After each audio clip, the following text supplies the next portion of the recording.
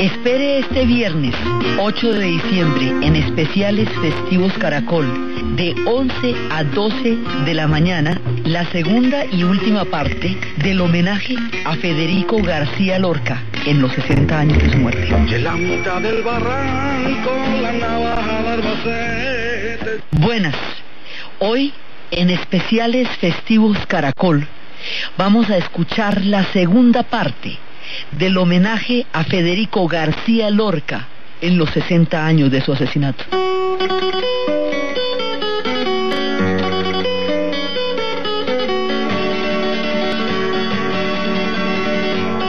En la luna negra de los bandoleros cantan las espuelas.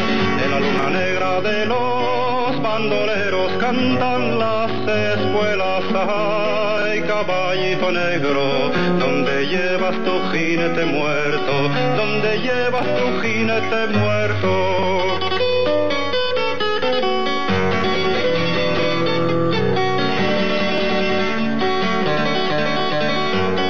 Las duras espuelas del bandido inmóvil que perdió las riendas.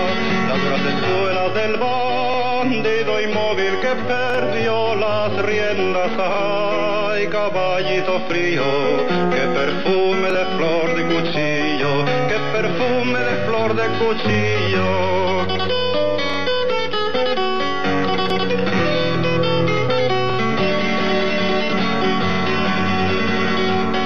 En la luna negra sangraba el costado de Sierra Morena. En la luna negra sangraba el costado de Sierra Morena. Ay, caballito negro, ¿dónde llevas tu jinete muerto?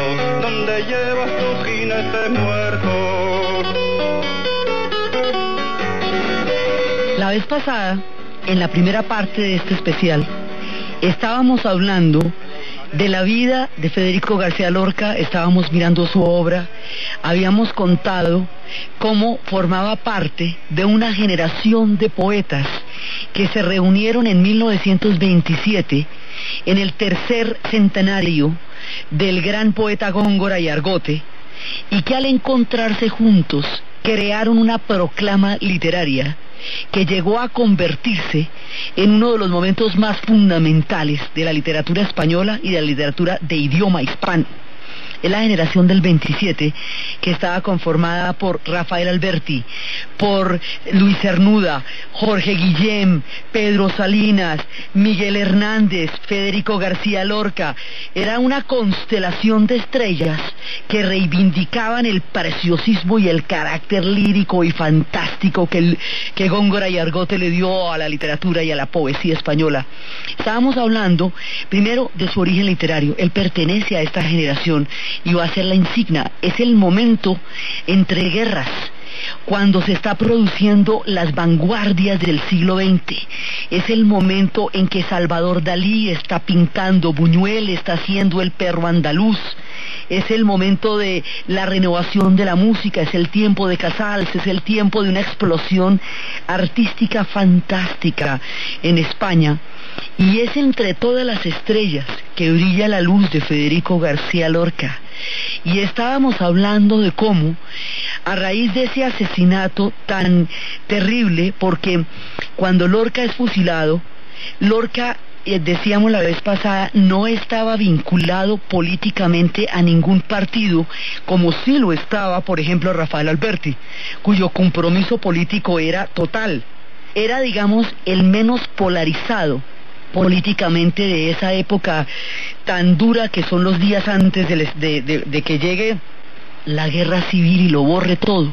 Pero el asesinato de Lorca va a ser un juicio a la moral, un juicio moral porque Lorca denunció la opresión de su tiempo, porque él mostró cómo era de intolerante, de opresiva y de terrible y de sin salida la sociedad española de su tiempo, cómo no podía tolerar a los gitanos, cómo no podía tolerar a todos aquellos que fueran diferentes, cómo a las mujeres las encerró en un universo opresivo y sin salida.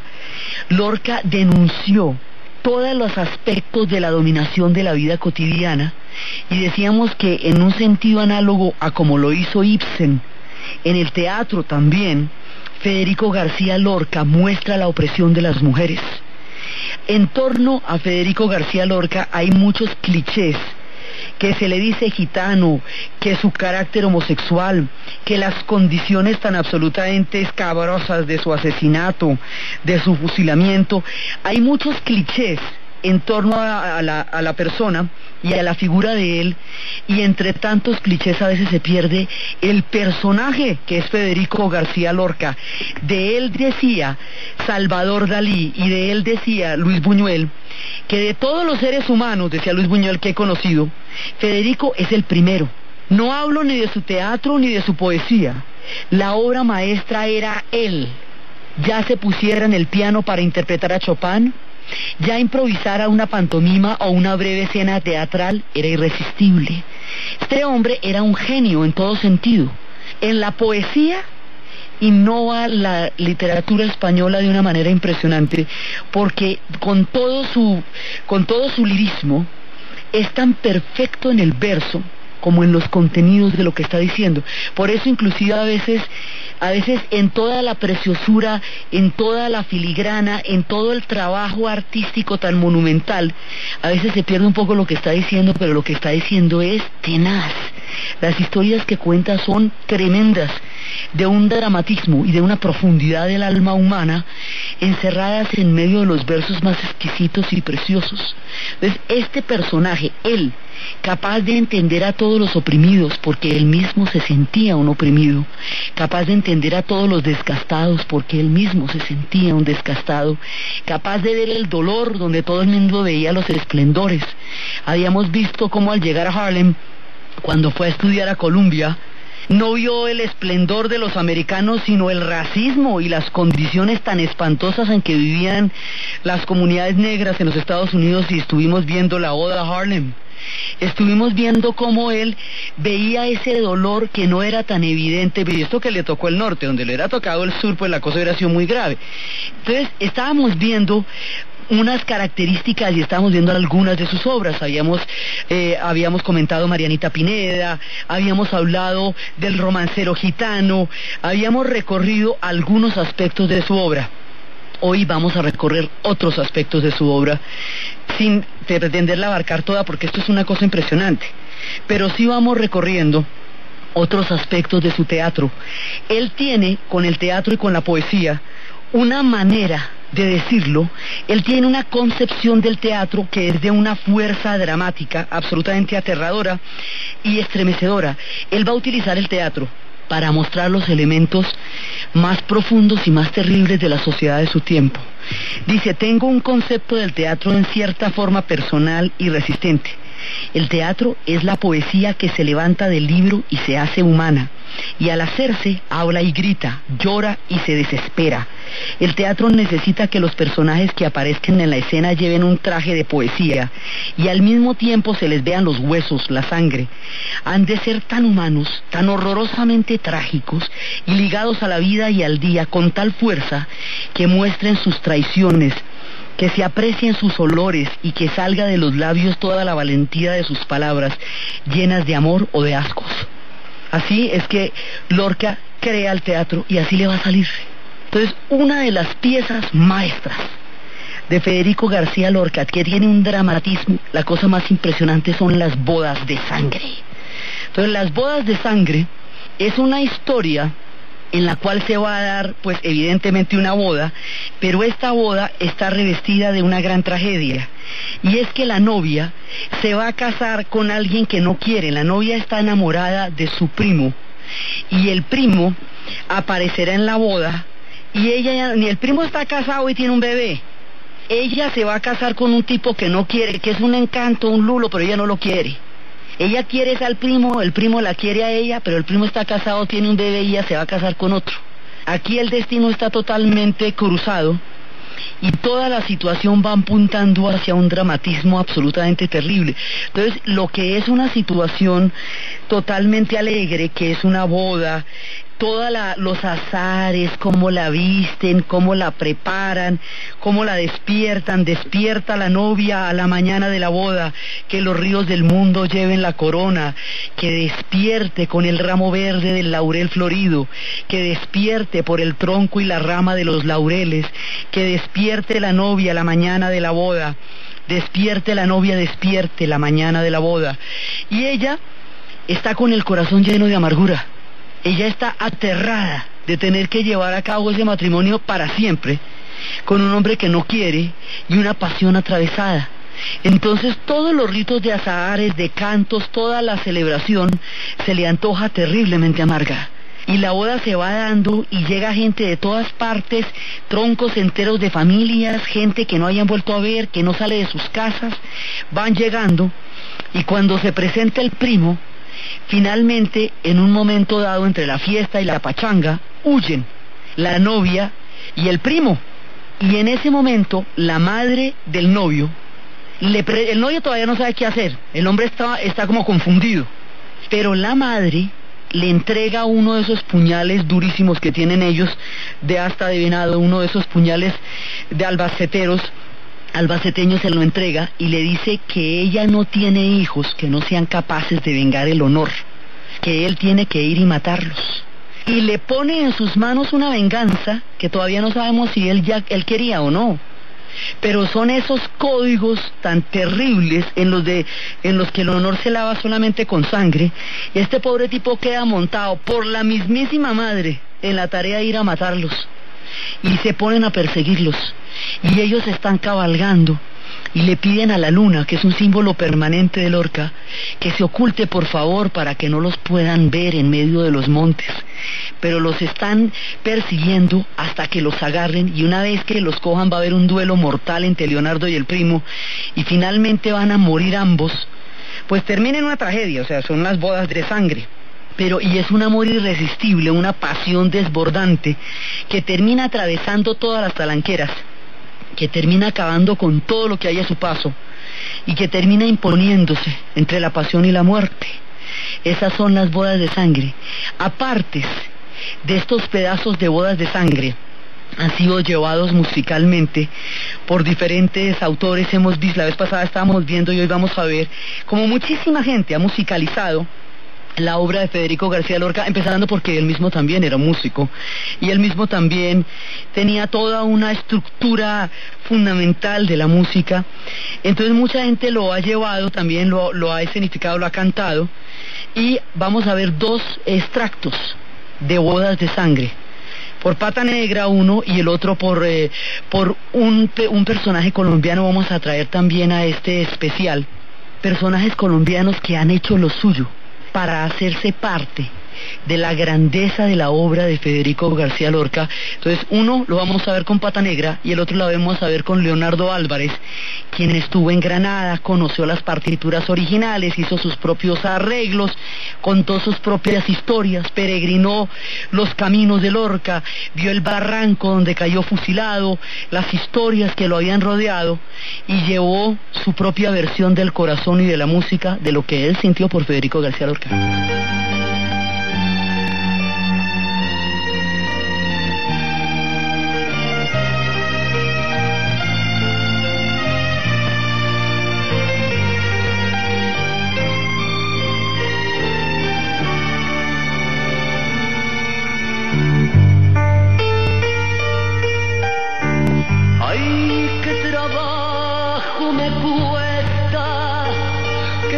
Como te quiero, por tu amor me duele el aire, el corazón y el sombrero.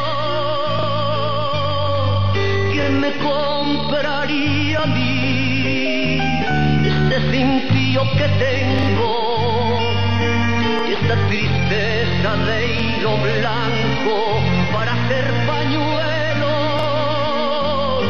Ay, qué trabajo me cuesta quererte como te quiero.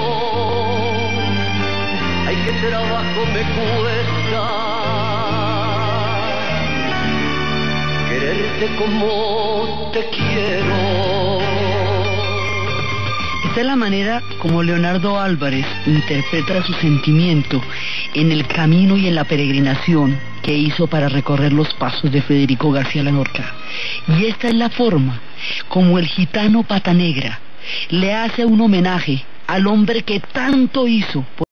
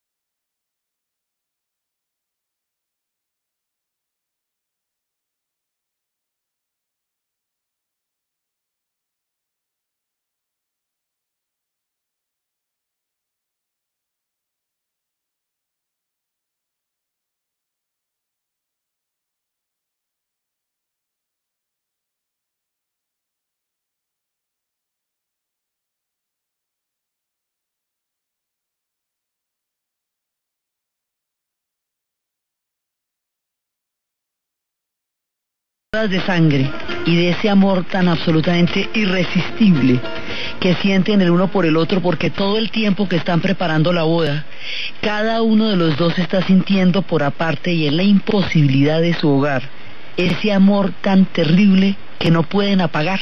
Y cómo no pueden de ninguna manera evitarlo, y cómo quisieran estar el uno al lado del otro, hasta que la fuerza misma de la pasión los impulsa a huir, y con eso se desencadena la tragedia, y todas esas costumbres y esas ideas de que todo tenía que resolverse a través de la sangre.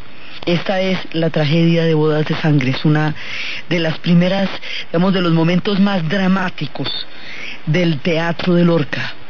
Otro de los momentos absolutamente dramáticos, pero terribles, es una obra que escribe ya casi al final. Es una obra que va a ser en el momento en que la acaba de terminar, se la lee a los amigos, va contando las historias, pero cuando no alcanzan a llevarla al público, porque antes de que eso pase es cuando lo van a matar. Pero es una de las obras más fuertes, junto con Bodas de Sangre, con Yerma, que la habíamos visto la vez pasada, que era el drama de una mujer que no puede tener hijos y lo que eso significa en España. Federico García Lorca entendió que el universo de las mujeres en España era un universo sin salida. Las mujeres solamente podían tener hijos y solamente podían ser esposas, y fuera de eso no había ninguna otra manera de ser ni de habitar el mundo. Tenían la misma moral del siglo XVI, vivían en los mismos claustros que enloquecieron a Juana la Loca. No había cambiado nada en 600 años. Todo seguía siendo igual que en el profundo medioevo. España no conoció la modernidad por las circunstancias tan brutales en que Napoleón invadió ese país y lo desvertebró, y de esa manera impidió que sus ideas pudieran ser asimiladas políticamente por los españoles. Así que España siguió en el convento desde Felipe II, en la austeridad del Escorial, sometida a las mujeres a las fuerzas más terribles. Entonces Lorca entiende que el universo de la mujer, por eso se habla tanto de las lorquianas, él entiende que el universo de las mujeres es un universo trágico. O es el caso de Yerma, que la lleva a la salida más espantosa, que es matar al marido por la presión social tan impresionante que tiene de no poder concebir un hijo, de no sentirse ella capaz de dar un fruto a la tierra, y que por lo tanto su vida no ha tenido ningún sentido. O de la pasión de esta novia atrapada en una boda en la cual ella no quiere pertenecer.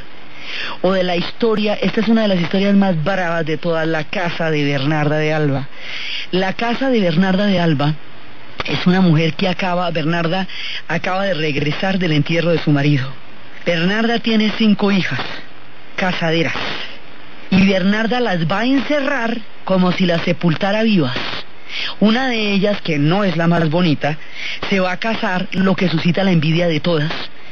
Dos de las amas de llave que siempre han acompañado a Bernarda padecen en silencio una opresión tiránica. Bernarda es una mujer como un rejo, fuertísima.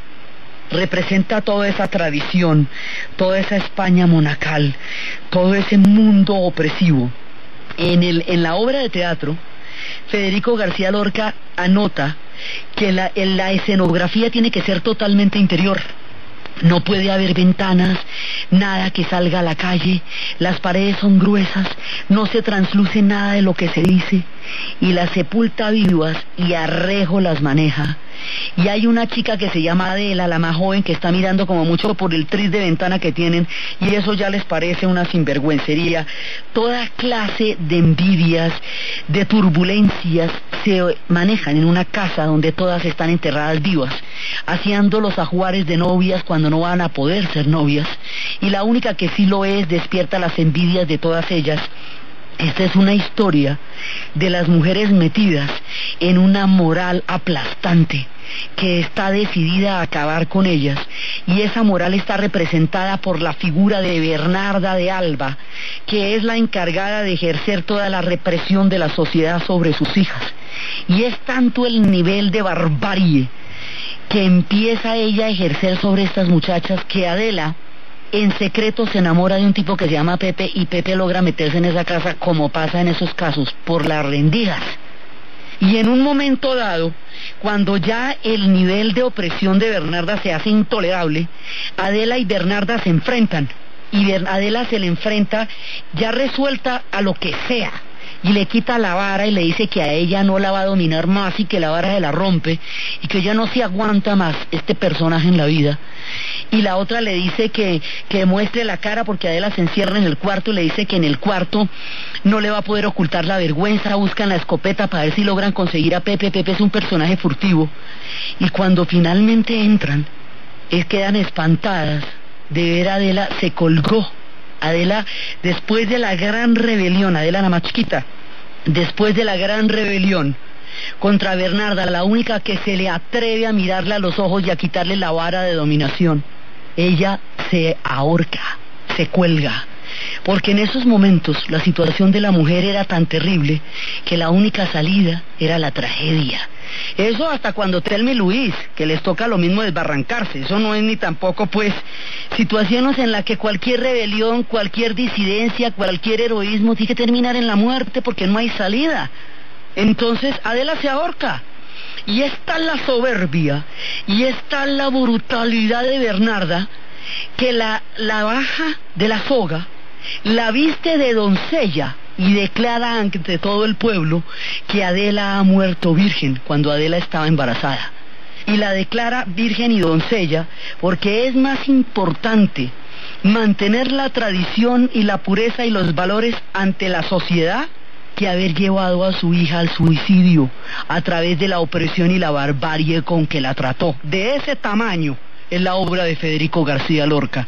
Así de duro puede llegar a ser para mostrar una realidad brutal, la realidad de las mujeres en España, una realidad sin salida, que él mostró en los casos más amargos de Bernarda de Alba, más dramáticos de Bodas de Sangre, más trágicos de Yerma, o más patéticos, solitarios y dulces en medio de todo, como vamos a ver que será Doña Rosita la soltera. Pero en todo caso, cada una de estas son estampas de las opresiones que se hacen contra la mujer. Él muestra que ese universo no le da salida a nadie. Digamos, todo el cliché que hay alrededor de que si era homosexual o no era homosexual, el asunto es que el corazón de Lorca está capacitado para entender la estructura de la intolerancia, porque la padece, porque la ha visto, y se da cuenta que las mujeres son las que llevan del bulto con más dureza esa estructura de la intolerancia. Y se da cuenta que no solamente por la manera como los hombres las oprimen, sino por la manera como ellas introyectan esa opresión y la ejercen entre ellas mismas. Porque a Yerma las que más la presionan son las otras mujeres cuando ella sale a colgar la ropa. Ellas son las que se burlan de Yerma porque no queda embarazada. y es la madre del novio la que lo lleva a la venganza, y es Bernarda la que hace que la hija se ahorque. Es esa reproducción de las estructuras en las cuales la moral es más importante que la felicidad. Entonces hay una parte donde dice que en nombre de ninguna moral se puede destruir la felicidad de alguien, y la víctima de esto es Adela, que prefiere colgarse que someterse a la sepultura viva que significaba estar entre las paredes de la casa de Bernarda de Alba, que es el escenario mismo de la sin salida. Por eso era tan importante todo el montaje, la pared gruesa, los vestidos. Eran 6 años de luto en esa época, cuando una mujer enviudaba y los espejos había que taparlos con velos negros para que la gente no se pudiera ver en los espejos. Es que es una España brutal la que vio Lorca. ¿De dónde le salen florecitas y ramos? Y lo que él vio fue esto. Vio a los guardias civiles violando a las mujeres, como vimos la vez pasada con Preciosa del Aire y con el romance sonámbulo. Vio a las mujeres encerradas, emparedadas, enterradas vivas. Vio a las mujeres marchitarse esperando a un hombre. Vio a las mujeres morirse tratando de tener un hijo. Y eso es lo que él va a pintar. Este universo sigue diciendo tantas cosas a las personas de las siguientes generaciones, de todas las naciones y de todos los pueblos, que en otro trabajo de una mujer colombiana que va a llevar a la escena una serie de personajes femeninos de Lorca, ella se llama Ivonne Caicedo, y lo que va a hacer es Lorquianas. Toma fragmentos también de diferentes partes de la obra de Lorca para mostrar lo suyo. Siempre las mujeres lo irán cantando. Se nos van a aparecer aquí Carmen Linares, se nos van a aparecer aquí las mujeres. Tanto los gitanos le rinden homenaje como las mujeres, porque a todas, a nosotras y a los gitanos y a todos aquellos que él vio encerrados en la moral de España, hizo los versos más fantásticos y sacó a la luz los más profundos y oscuros demonios a través de la más exquisita y preciosa poesía. Qué serena está la noche. 4 cuchillos de miedo cabalgan en las caderas de nigromántico velo.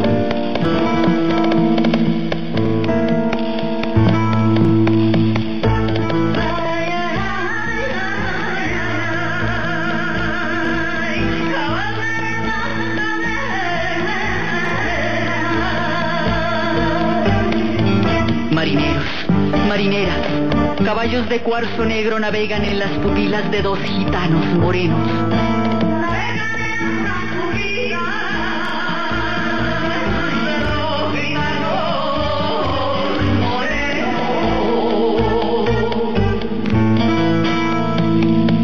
Qué serena está la noche. Así van llevando los versos de Lorca. Él también está involucrado profundamente con la música, no solamente con la poesía, es también un músico, es también un pintor, y su mundo musical va a ser muy rico. Él va a estar también con una generación que también es una generación del 27 en la música, en el sentido de tratar de innovar la música en España. Y son tiempos también de grandes vanguardias en ese momento. Hay un personaje muy amado para él, un personaje que, digamos, es una época brillante en el arte español, esa. Un personaje que es un torero y un personaje que es un músico. Ese personaje va a hacer posible el famoso encuentro en el Palacio de Sevilla de la generación del 27, en el homenaje a Góngora y Argote, que los acuña como una generación literaria que vendría a España después de la grandeza de la generación del 98, que era aquella a la que le dolía a España cuando habían perdido la última colonia en Cuba, Puerto Rico y Filipinas en 1898. Esa era la última gran generación de escritores, que era la de Antonio Machado, que era la de Miguel de Unamuno, que era la gran generación de escritores, la de Azorín. Pero ahora los del 27 son la sangre nueva que viene a España, y este hombre, Ignacio Sánchez Mejías, va a ser de los que hace posible ese encuentro en la poesía y en la música, y el tipo también es torero. Eran bastante universales, eran bastante renacentistas en un sentido integral del arte, estos personajes de esta época. Y entonces él, como torero, pues en un momento dado va a tener el adverso destino de los toreros, y va a ser muerto por el toro. Y Federico, desde todo el amor que le tiene, desde toda la camaradería, desde todo su relación musical, afectiva, su relación como mecenas también, porque es un, digamos, un facilitador de todo este mundo artístico, se va a fajar un par de poemas de lo más universal y de lo más impresionante, El llanto por Ignacio Sánchez Mejías, a las 5 de la tarde. Eran las 5 en punto de la tarde. Un niño trajo la blanca sábana a las 5 de la tarde. Una espuela de cal ya prevenida a las 5 de la tarde. Lo demás era muerte y solo muerte a las 5 de la tarde. El viento se llevó los algodones a las 5 de la tarde. Y el óxido sembró cristal y níquel a las 5 de la tarde. Ya luchan la paloma y el leopardo a las 5 de la tarde. Y un muslo con un asta desolada a las 5 de la tarde. Comenzaron los sones de bordón a las 5 de la tarde. Las campanas de arsénico y el humo a las 5 de la tarde. En las esquinas grupos de silencio a las 5 de la tarde. Y el toro solo corazón arriba a las 5 de la tarde. Cuando el sudor de nieve fue llegando a las 5 de la tarde. Cuando la plaza se cubrió de yodo a las 5 de la tarde. La muerte puso huevos en la herida a las 5 de la tarde. A las 5 de la tarde. A las 5 en punto de la tarde. Un ataúd con ruedas en la cama a las 5 de la tarde. Huesos y flautas suenan en su oído a las 5 de la tarde. El toro ya mugía por su fuerte a las 5 de la tarde. El cuarto se irrizaba de agonía a las 5 de la tarde. A lo lejos ya viene la gangrena a las 5 de la tarde. Trompa de lirio por las velas verdes a las 5 de la tarde. Las heridas quebaban como soles a las 5 de la tarde. Y el gentío rompía las ventanas a las 5 de la tarde. A las 5 de la tarde. ¡Ay, qué terrible 5 de la tarde! Eran las 5 en todos los relojes. Eran las 5 en sombra de la tarde. Y la sangre derramada, que eso es una cosa impresionante que no quiero verla. Dile a la luna que venga, que no quiero ver la sangre de Ignacio sobre la arena, que no quiero verla. La luna de par en par, caballo de nubes quietas, y la plaza gris de sueños con sauces en las barreras, que no quiero verla. Que mi recuerdo se quema, avisada a los jazmines con una blancura pequeña, que no quiero verla. La vaca del viejo mundo pasaba su triste lengua sobre un hocico de sangres derramadas en la arena, que no quiero verla. Y los toros de guisados, casi muerte y casi piedra, mugieron como 2 siglos, hartos de pisar la tierra, que no quiero verla. Por las grandas sube Ignacio con toda su muerte a cuestas. Buscaba el amanecer y el amanecer no era. Busca su perfil seguro y el sueño lo desorienta. Busca su hermoso cuerpo y encontró su sangre abierta. No me digáis que la vea, no quiero sentir el chorro cada vez con menos fuerza. Ese chorro que ilumina los tendidos y se vuelca sobre la pana y el cuero de muchedumbres sedientas. Que no me griten que me asome, no me digáis que la vea. No se cerraron sus ojos cuando vio los cuernos cerca, pero las madres terribles levantaron la cabeza y a través de las ganaderías hubo un aire de voces secretas que gritaban a toros celestes, mayorales de pálida niebla. No hubo un príncipe en Sevilla que compararse le pueda, ni espada como su espada, ni corazón tan de veras, como un río de leones su maravillosa fuerza, y como un torso de mármol su dibujada prudencia. Aire de Roma andaluza le doraba la cabeza, donde su risa era nardo de sal y de inteligencia.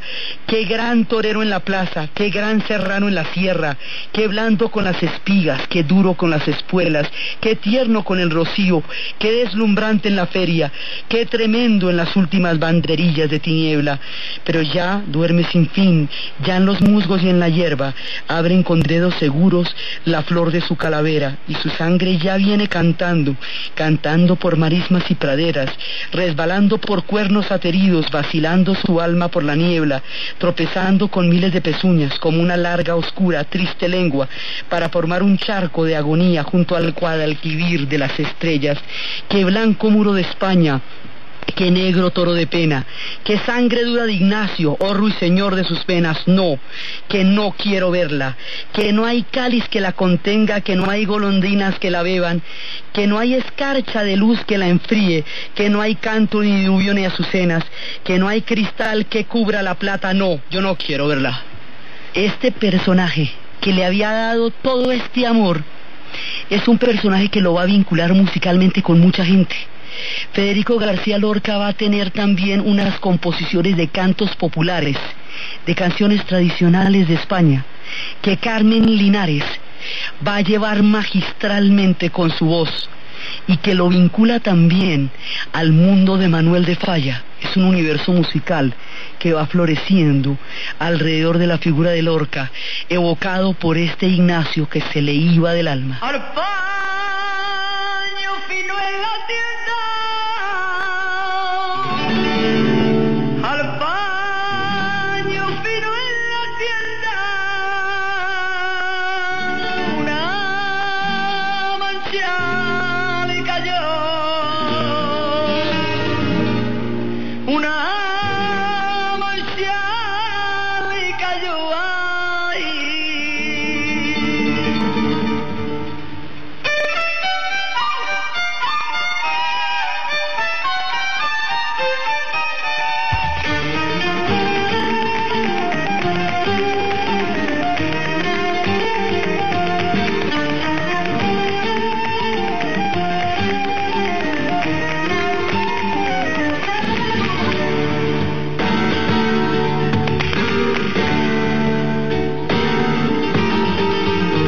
Al paño fino en la tienda, al paño fino en la tienda, una mancha le cayó, una mancha le cayó ahí.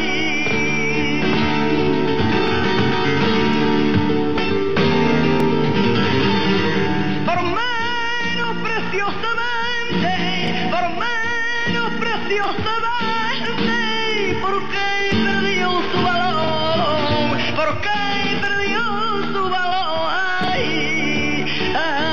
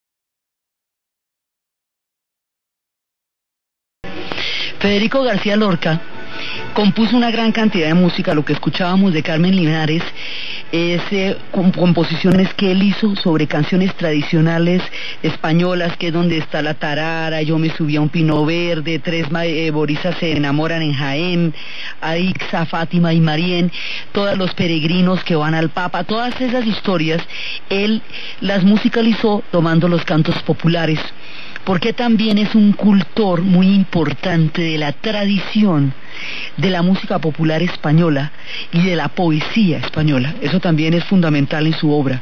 Entonces está desde el preciosismo con que describe las situaciones más dramáticas, desde el rescate que hace de las tradiciones más profundas de la música y de la poesía popular española. Están sus trabajos musicales que hace en compañía de Manuel de Falla. Por eso poníamos El amor brujo, para traer a Manuel de Falla, que fue un compañero grande de toda esta mirada del mundo de Federico García Lorca. Su corazón era infinito. Lorca era un hombre universal. Entonces por eso era que no estaba afiliado políticamente a nada, porque él podía ver una perspectiva desde muchas miradas de lo que estaba pasando en España en ese momento. Y era, digamos, lo suyo era una denuncia frente a una moral imperante, que era aterradora con todos, y su denuncia va a ser a la hora del té mucho más peligrosa y amenazante que los compromisos políticos. Por eso decían, ese tipo, ¿por qué lo mataron? Y decía, porque él había hecho con su pluma mucho más que 1000 hombres con su espada. Entonces a él lo matan como una proclama de no querer mirar que España era así como él la estaba mostrando. Eso, digamos, no solamente es un crimen político, es un crimen moral y es un crimen histórico, porque es una manera de taparse los ojos frente a lo que él estaba diciendo que estaba pasando en ese momento en España, con un arte absolutamente impresionante. Entonces, aparte de eso, digamos, de toda la universalidad, él tiene mucha dulzura. También su mirada de las mujeres no es solamente trágica, sino también es muy dulce. Doña Rosita la soltera es una historia amarga, patética, pero dulce. Doña Rosita es una mujer en plena furor, es una mujer preciosa, está enamorada, su novio se va para América y va a volver por ella y nunca vuelve. Pasan 12 años, nunca vuelve. Y como nunca vuelve, lentamente Doña Rosita se va marchitando. Y se va marchitando y se va poniendo cada vez más triste y se va convirtiendo lo que decían que era uno de los personajes más grotescos y solitarios de la moral de España de la época, en una solterona. Y Doña Rosita la soltera se va apagando mientras el novio nunca va a llegar de América. Y ella está, Doña Rosita es esta Penélope que vive tejiendo. Doña Rosita son todas esas mujeres que a quienes se les detuvo el reloj el día que se fue un hombre, toda la vida alrededor de un hombre que no apareciera, que no llegara o que no volvió. Es la historia de Doña Rosita, pero Doña Rosita es un personaje dulce a pesar de lo amargo de su historia. Y también, entre todas las maneras como él cuenta de las mujeres, por eso es que siempre hablamos de las lorquianas, porque el universo femenino de Lorca es absolutamente impresionante y es inagotable. Habíamos visto cómo canta a los gitanos, como a los negros de Harlem, a la España de su tiempo, cómo muestra a través de los poemas de la Guardia Civil que vimos en el especial pasado, la forma como trataban a los gitanos y cómo la Guardia Civil se daba las licencias que quisiera de tratar a cualquiera como le provocara.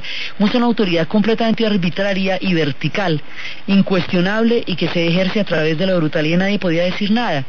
Él muestra un estado de cosas que es intolerable y lo muestra a través de la poesía, y también muestra aspectos de la vida cotidiana, del amor, porque digamos hay grandes tragedias en su obra, pero también hay cosas cotidianas como el amor y la pasión misma, la casada infiel, y que yo me la llevé al río creyendo que era mozuela, pero tenía marido.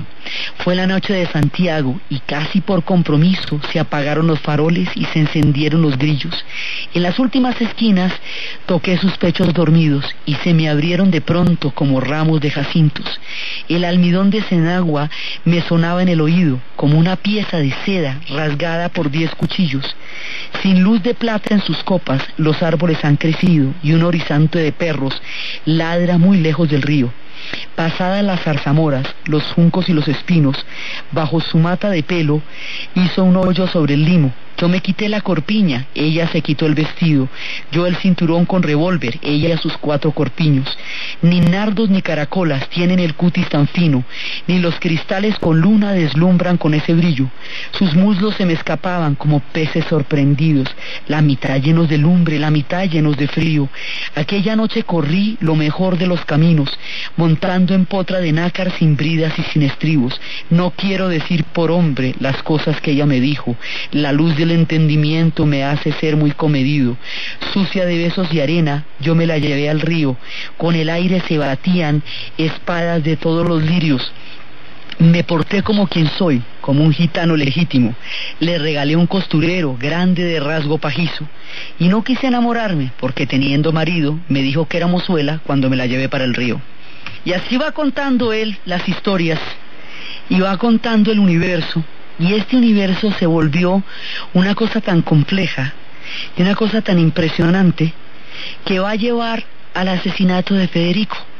A él lo van a tomar, es las circunstancias como son tan truculentas, habíamos hablado la vez pasada, porque pues está la traición de por medio, está el momento en que en España se vienen los albores de la guerra civil. O sea, lo que va a pasar en España va a romper ese país en dos y va a determinar uno de los procesos más sangrientos y más aterradores del siglo XX, entre otras cosas porque es en la guerra civil donde se van a establecer los bandos que se van a ver enfrentados en la Segunda Guerra Mundial. La guerra civil española es el laboratorio de la Segunda Guerra Mundial, es donde la Legión Cóndor ensayó las armas que luego derramaría sobre Europa, pero primero las hizo sobre el Guernica, sobre el pueblo de Guernica. Entonces lo que va a pasar ahí es el apocalipsis, es la hecatombe, y el asesinato de Federico García Lorca es como el preludio del fin de todo. Por eso es tan, digamos, tan emblemático, porque cuando lo van a matar al poco tiempo del levantamiento, el levantamiento es el 18 de julio de 1936. La República había ganado las elecciones en 1931. La República era la primera vez que España intentaba una alternativa histórica distinta a la monarquía, que fue a través de lo cual se constituyó como Estado Nacional. Entonces, mientras el mundo cambiaba, llegaba la modernidad, pasaban las revoluciones, España se mantenía empotrada en siglos atrás, se fue quedando de la historia. Entonces había una España que estaba tratando de nacer todo el tiempo y estaba ahogada por esa España monacal. Entonces esa otra España de la que hablaba Machado, esa otra España bregaba por nacer, y esa otra España eran todos estos poetas, todos estos músicos, todas estas influencias, la vanguardia, la pintura, era el cine, era todo eso. Y de toda esa otra España, Federico era la perla más brillante.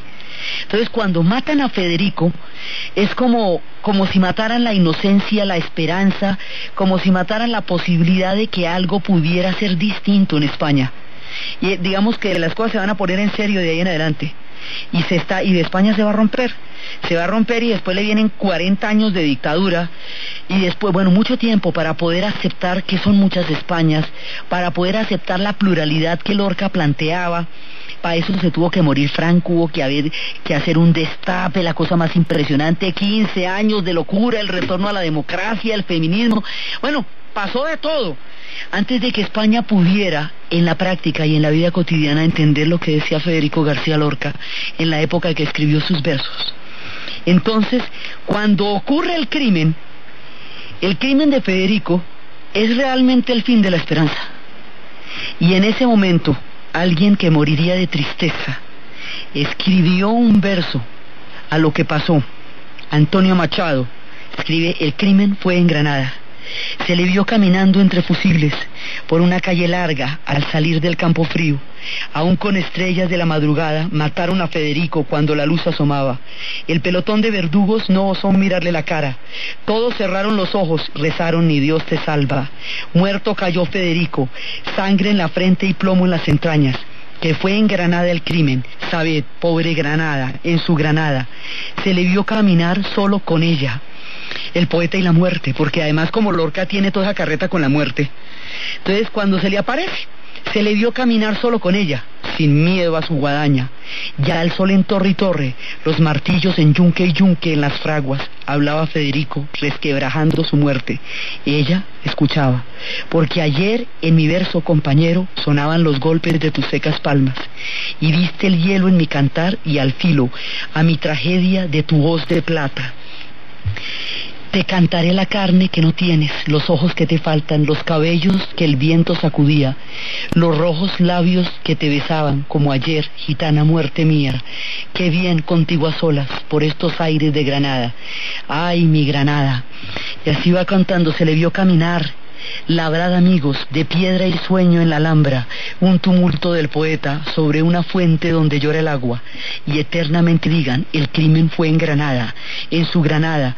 Madrid, qué bien tu nombre suena, rompeolas de todas las Españas, la tierra se desgarra, el cielo truena, tú sonríes como plomo en las entrañas. Madrid, noviembre de 1936. Cuando el crimen fue en Granada, todo estaba perdido. Y lo que vendría de ahí para adelante era una cosa aterradora. Y mucho tiempo, antes de que ellos pudieran reconciliarse como sociedad y entender entonces lo que había dicho Federico antes de que el crimen fuera en Granada. Entonces con esto, con un poco de sus historias, con un poco de su teatro, con una obra inabarcable para este tiempo, nos asomamos al alma de Federico, nos asomamos a sus historias, a su sensibilidad, a su manera de entender las mujeres, a su manera de entender los gitanos, a su profundo amor por España, a su gran universalidad, a su aporte gigantesco a la cultura de su país y a las letras de toda el habla hispana, a lo que nos dejan los corazones y al privilegio de haber contado en la tierra con un hombre como Federico García Lorca.